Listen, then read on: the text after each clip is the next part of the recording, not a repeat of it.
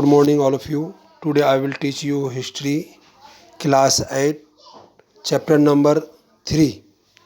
आज का टॉपिक है हम लोग का does colour have a history. कहता है क्या रंग का भी कोई इतिहास होता है। तो हम लोग रंग के बारे में डिस्कस करेंगे और रंग के बारे में हम लोग जानकारी करेंगे। तो तुम लोग को अपने किताबों के दरमियान में भी ये फिगर या तस्वीर दिया हुआ है, तुम लोग उसको भी देखोगे और देखने के बाद तुम्हें समझ में आ जाएगी। तो 2 इमेज ऑफ कॉटन प्रिंट, ठीक है, दो जो है कॉटन प्रिंट है, वो दोनों प्रिंट आपको फिगर नंबर 5 और 6 में दोनों जो है तस्वीर दिया हुआ है, फिगर दिया हुआ है, उनको तुम लोग देखोगे तो तुम्हें पता चलेगा कि the image on the left figure number 5 saw a Kalamkari print ये created by weavers of Andhra Pradesh in India.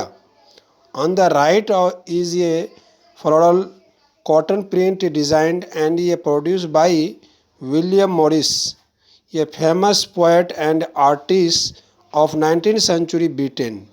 कहने का मतलब ये होता है कि ये तस्वीर आपको जो दिया गया है, इसमें जो कॉटन कपड़े जिसको हम लोग सूती कपड़े कहते हैं, सूती कपड़े के दो तस्वीर आपको दिया गया है, दी गई है, और एक लेफ़्ट साइड में एक राइट साइड में।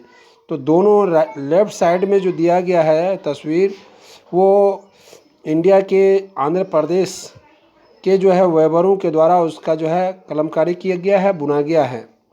और दूसरा जो राइट साइड में जो दिया गया है वो जो है उसका वेबर जो है कहाँ, ब्रिटेन के हैं। और ब्रिटेन का एक सबसे बड़ा जो है फेमस जो है कलाकारी है जिसका नाम विलियम मॉरिस है। क्या है? William Morris. ये विलियम मॉरिस के द्वारा बनाया गया है। तो एक आपको इंडिया से बनाया गया है और एक जो है आपको ब्रिटेन का बनाया गया है। तो दोनों जो है ये कलमकारी किया गया है, दोनों का बुनकर अलग अलग है।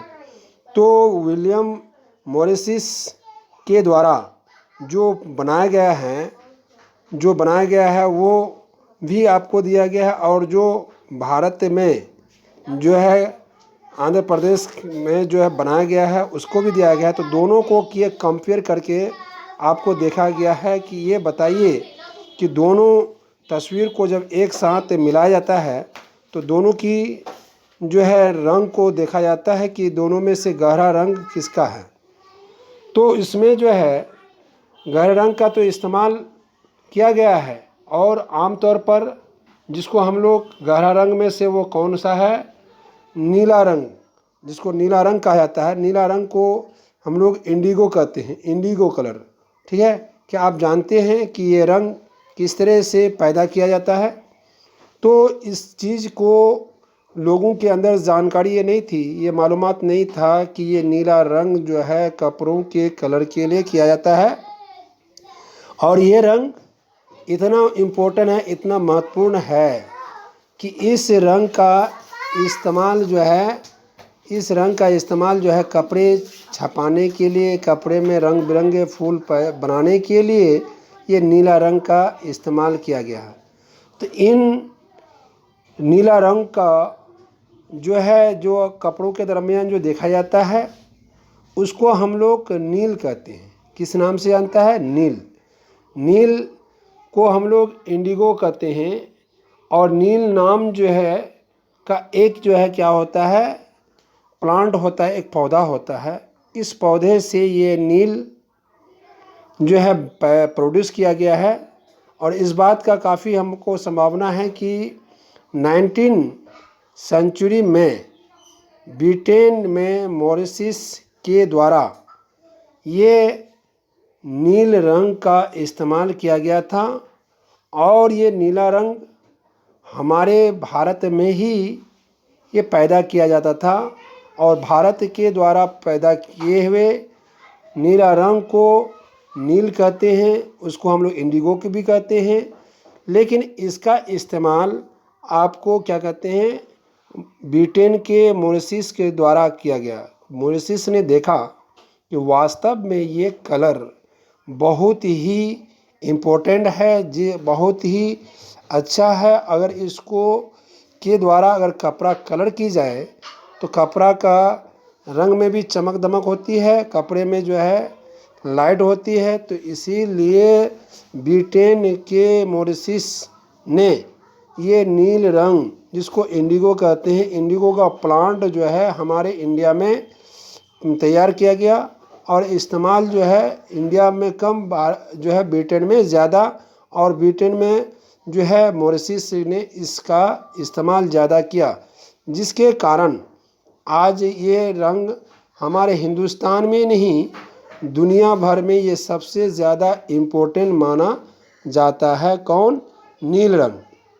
अब आता है कि एक पॉइंट ये हुआ, दूसरा पॉइंट आता है why the demand for Indian Indigo. ठीक है, तो इंडिया के इंडिगो का यानी नील का डिमांड क्यों की जाती है? आप ये जानते हैं कि इंडिया के नील का डिमांड इसीलिए ये सबसे इम्पोर्टेंट माना जाता है। और जानते हैं ये नील का खेती, नील का पैदावार मुख्य रूप से जो ट्रॉपिकल इलाकों में होता है, जहाँ गर्म इलाका होती है, जहाँ उष्ण कटिबंध होती है, उस इलाकों में नील की पैदावार सबसे ज़्यादा मात्रा में होता है। और 13वीं सदी तक जो है, जैसे कि इटली हुआ, फ्रांस हुआ, ब्रिटेन हुआ, ये इस 13वीं सेंचुरी में जो है वहाँ पे ज़्यादा मात्रा में जो है, जैसे कि इटली, फ्रांस, ब्रिटेन में नील के द्वारा कपड़े की रंगाई की जाती थी। और इस नील रंग का इस्तेमाल भारत के अलावे इटली, फ्रांस, ब्रिटेन में होता था। और ये रंग का जो है डे बाय डे जो है क्या होती थी, डिमांड होती जाती थी। और इंडिया से बढ़कर इटली और फ्रांस में इसका जो है लोगों का डिमांड होने लगा और कपड़ों में इसको डाई करना शुरू कर दिया। उस समय भारत में जो है बहुत कम मात्रा में नील का जो है क्या होता था, उपयोग किया जाता था, इस्तेमाल किया जाता था। और इस कोई भारत में ये पैदा तो होता था, बट भारत में पैदा होने पर क्या भारत के लोग इसको कम इस्तेमाल करते थे। यूरोप के बाज़ारों में, यूरोप के मार्केटों में, इंग्लैंड के, उसके बाद कहते हैं फ्रांस का, इटली का, ब्रिटेन, इस सब मार्केटों में नील की जो है क्या होती थी, डिमांड ज़्यादा होता था। क्योंकि वहाँ के लोगों को ये पता चल गया कि इस नील की खेती अगर हम लोग, तो ये हमारे इंडिया में होता था बहुत ज़्यादा मात्रा में, लेकिन इंडिया के लोग इसको सही से जो उपयोग नहीं कर पाते थे। तो इसीलिए इंडिया के लोगों से जो है ब्रिटेन के लोग, फ्रांस के लोग, इटली के लोग, यूरोप के लोग जो है व्यापार लोग यहाँ व्यापारी करने आते थे और इसको यहाँ जो है खरीद करके वहाँ पे जा कर के क्या करता था, डाइंग का काम कराता था। इसकी कीमत भी बहुत जो है इंग्लैंड में, फ्रांस में और यूरोप में, ब्रिटेन में, इस सब में इसका जो है डिमांड बहुत ज़्यादा होता था। इसलिए यूरोपीय कपड़ा का उत्पादक जो है वो ये हमारे जो है जिसको हम लोग बैगनी और नीले रंग के बनाने के लिए ये जो है ओड नामक एक जो है और पैदा जो है क्या हुआ था, प्लांट जो है पैदा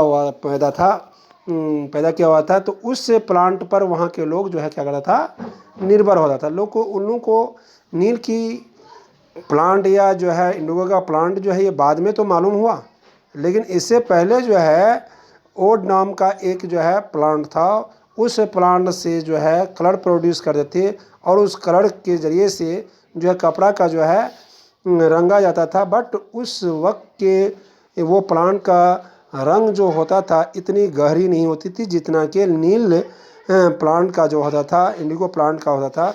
तो जब इंडिगो प्लांट का प्रोड्यूस होने लगा और इस प्लांट के से जो कलर बनाई गई और ये कलर जब मार्केट के